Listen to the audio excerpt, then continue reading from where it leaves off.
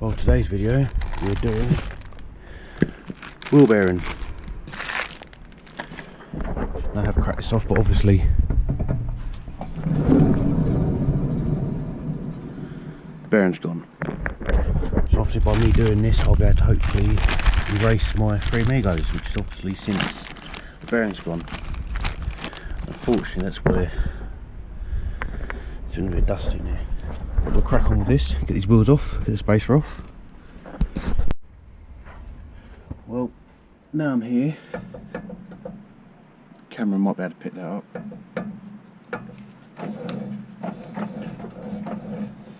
What I'm going to do, I want to undo these bolts off the spacer, bolt the wheel back on, and then basically wobble the wheel around to get the spacer off. Hopefully it will cooperate.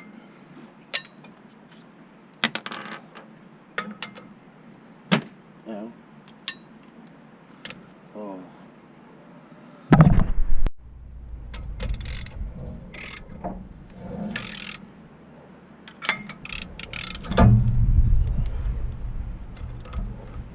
Because chances are this would have been fused to the actual disc. So instead of taking hammers or pry bars and the other tools to damage, take these bolts off, because these bolt onto the actual hub. Take the bolts off, bolt the wheel to the actual spacer, then wobble the wheel around, and hopefully it all comes off easily like that.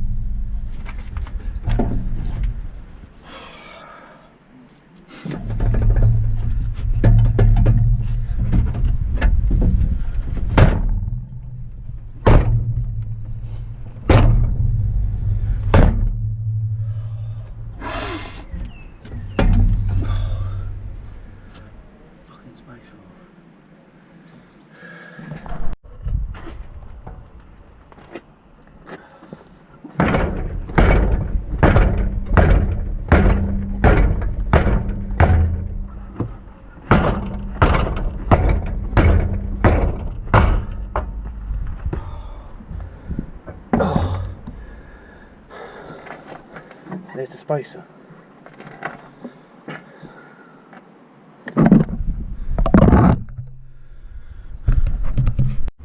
What we've got to do to get the caliper carrot off, because obviously I don't want to be taking this all apart, let's take out one whole unit, is undo this one here and this one here. Now, little trick before someone rounds them off, as you can see this is a 6-sided socket. What you need is a 12-sided, sorry, and this size is a 19. As you can see, 12-sided, slots on perfect. So obviously the 6-sided will end up rounding it off and that'll ruin your day. See, I'll get that off, and then basically I'll be almost there.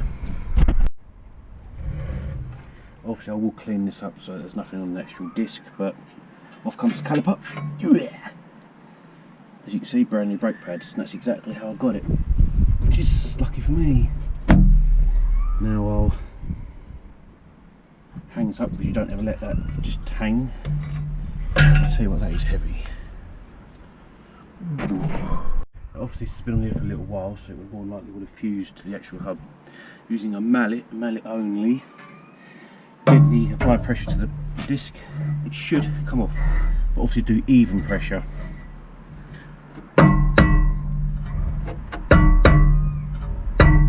Sort of like a criss-cross format.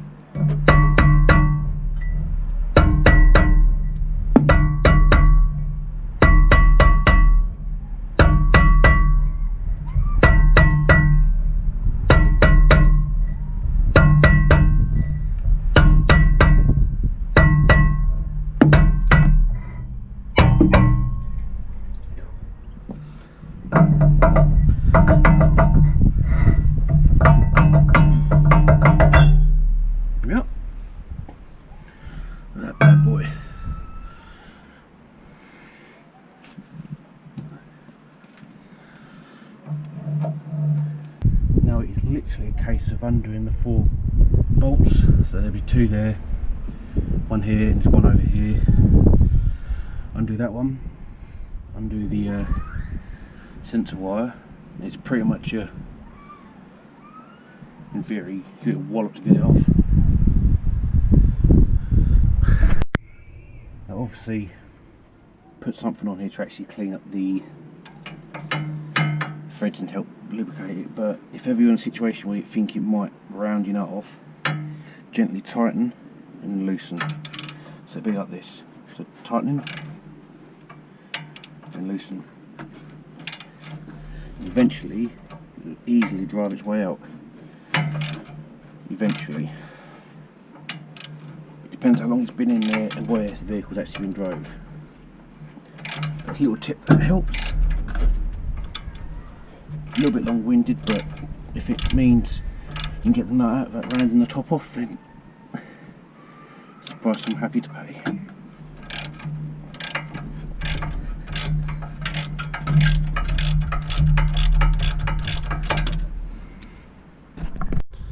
That's all 4 bolts out. It's basically undo this one on here, remembering to bend that bit out, and it's done. Basically, because I don't have diff lock, I'm using a tire lever, which isn't really meant for the job, but as you can see I've jammed it to lock it, so if not when I undo this, the whole thing just spin.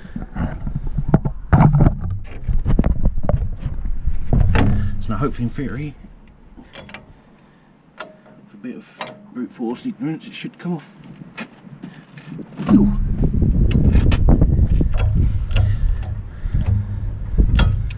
Before anyone puts in the comments, I did actually have a go at just cracking that off.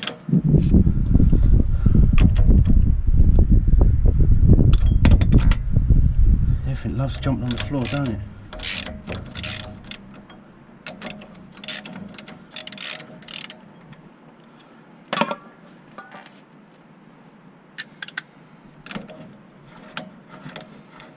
Now I'm sort of trying to be quick here because unfortunately there's a massive black cloud that's come over my head.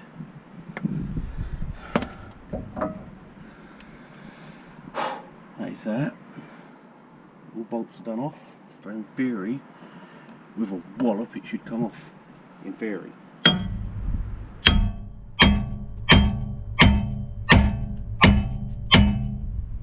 Of course nothing's that simple.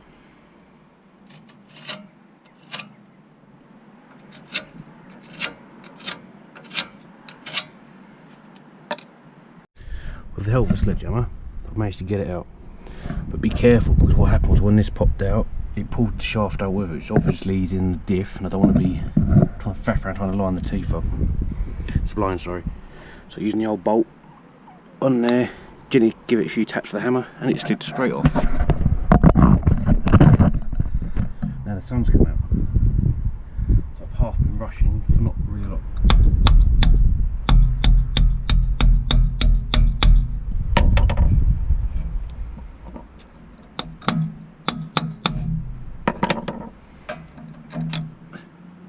And that is one broken bearing.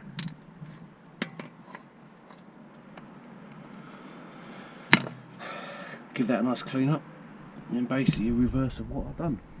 So I'll come back. So we'll come back to this. Now some clean of the front half. Put it all back together.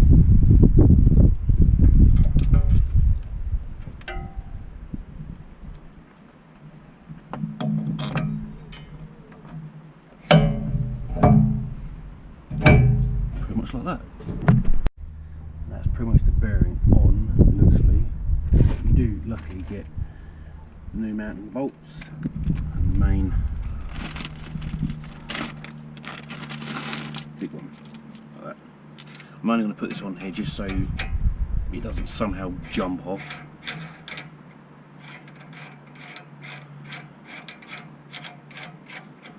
Starting to look pretty good. Now I'll put these 4 bolts in, remembering on the back here is a bracket for the Aura wire, but I've left that on there so I know exactly how to put it back on without panicking.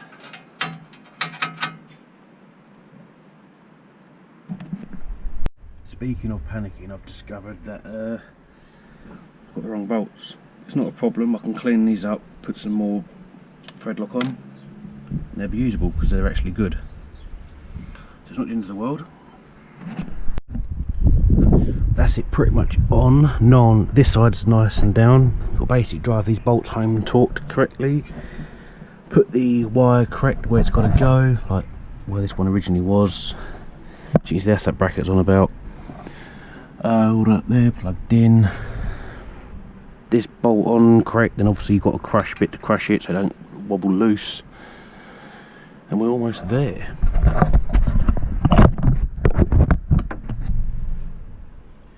Which obviously is splendid news.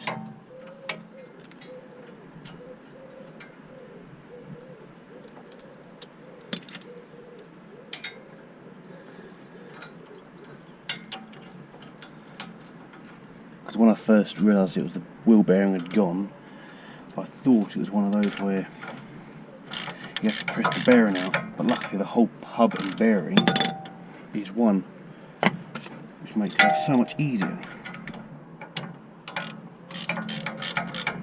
But obviously, I should have mentioned right at the start, but make sure you're jacked up correctly.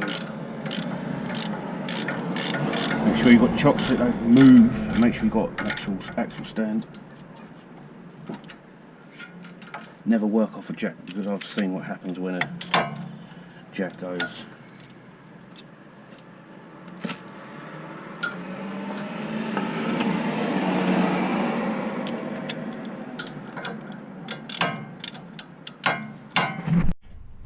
That's the case of putting this bad boy on.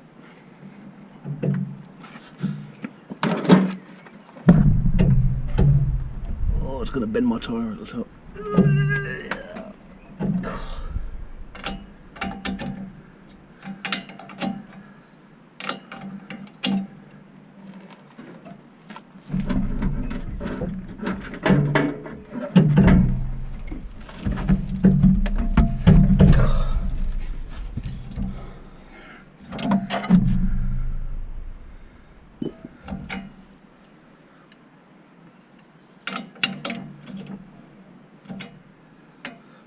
This is what I meant. Obviously when it's all torqued down correctly, you are meant to hit that with like a punch or something, a thingamajig, easier for me to say. Push that in there to lock into the slot so it don't actually undo. There, so it looked like that. So basically that won't just wobble loose. Then it's pretty much a disc on. Obviously I'll clean up the mating area on both bits, caliper on, and we're basically there. That's disc on. Obviously put the screw in, then basically caliper on, and then, well, almost done. Obviously when putting the caliper on, you want to make sure the disc is on nice and secure, so that's why I've put a nut on there to help aid that. I'm going to clean these up for the caliper bolts, put them on, and basically put away the sensor wire correctly, which hoping will get rid of my 3 amigos, because that's what the problem was. Obviously the sensor's playing up because it's broke. Well, I'm pleased to say all bolts are in, they're all home, ABS cable is in and plugged in. That's where it actually goes, which is nice and handy. And I have put it through the correct little holders in the actual grommet, which I have cleaned the surface up. But looking at it, that's the original paint. So this does have this. This has definitely been looked after. I think it personally has been off-roaded once, put a dent in it, because I'm sure it was exchanged for a new one.